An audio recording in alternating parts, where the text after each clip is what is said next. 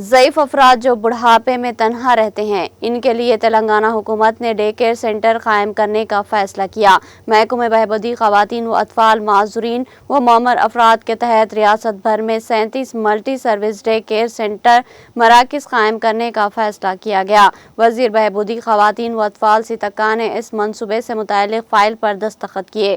وزیر اعلیٰ ریونت ریڈی کی منظوری کے بعد ان مراکز کی تعمیر کا عمل شروع ہو جائے گا۔ حکومت نے اس اسکیم کے لیے سالانہ 4.61 کروڑ روپے کا بجٹ مختص کیا ہے۔ بعض اوقات بچے ملازمت کی وجہ سے دور چلے جاتے ہیں اور پوتے پوتیاں اسکولوں میں مصروف ہوتے ہیں۔ ایسے میں معمر افراد گھروں میں تنہائی کا شکار ہو جاتے ہیں۔ ان کی اس تنہائی کو دور کرنے اور خوشی و سکون فراہم کرنے کی خاطر ریاستی حکومت ان مراکز کا قیام عمل میں لا رہی ہے۔